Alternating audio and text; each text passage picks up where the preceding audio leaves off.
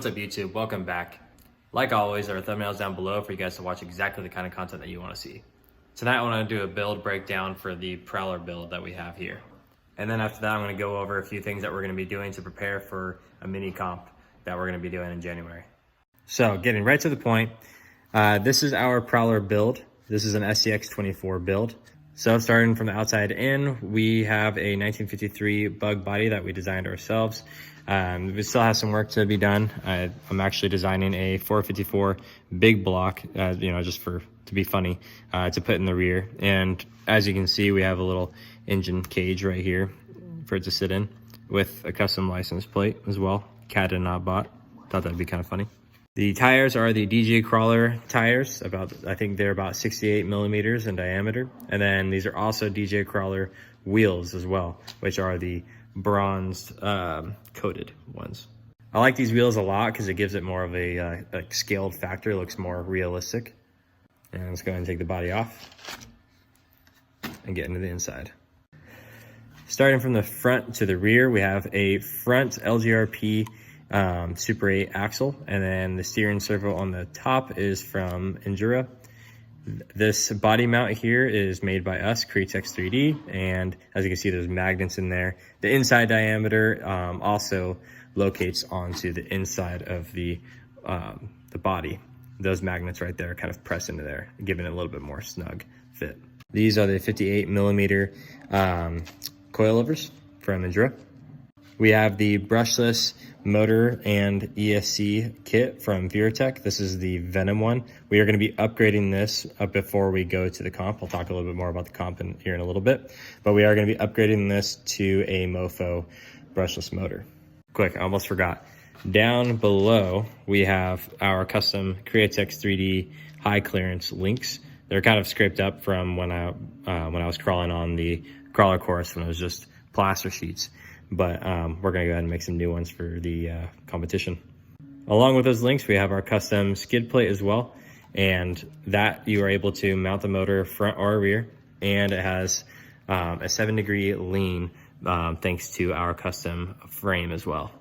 Getting into the frame now, as you can see, we have many shock locations here.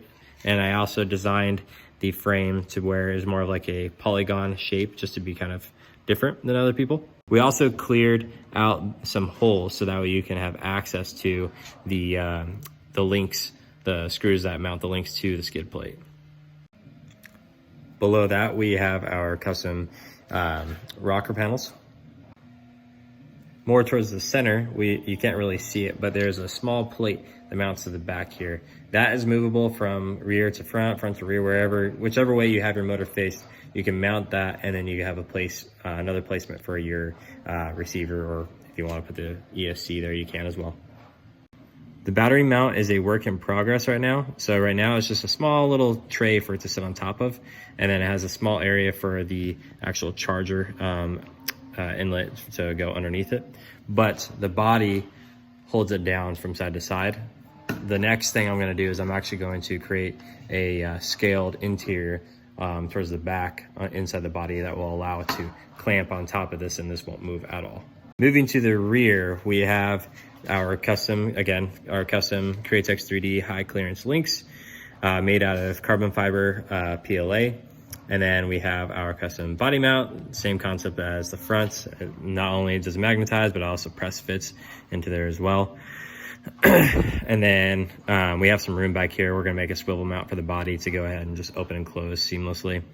And then in the rear, all the way to the back, obviously we have the LGRP Super 8 rear axle. And we have our custom link mounts here because I didn't feel like buying the link mount, the upper link mounts with the axles at the time, which it works out great, honestly. All in all, this build works amazing, as you saw in the previous clip when this video first started.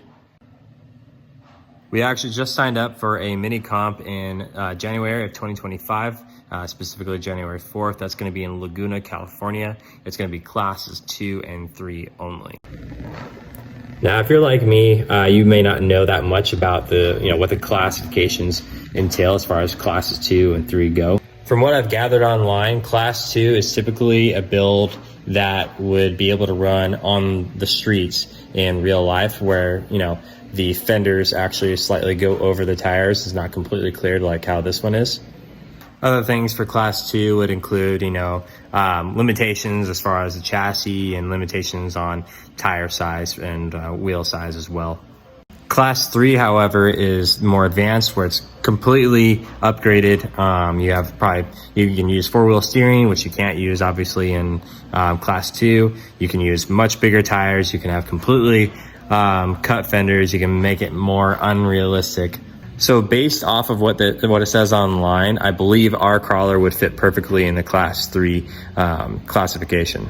I know I can just go ahead and leave it the way it is with no interior whatsoever, and I would be able to do a Class 3 and whatnot, but I really would like to have an interior so you don't see any wiring at all. So if there's anything that I need to know that I don't know about, you know, doing competitions when it comes to RCs, go ahead and throw down in the description things that you may think that I need to know. Thank you all for watching. I appreciate it. Thank you for subscribing if you are, and if you're not subscribed, please hit that subscribe button and hit that like button as well. Helps me out a lot. And but if you don't, that's fine. No worries, and I will catch you later. Thanks.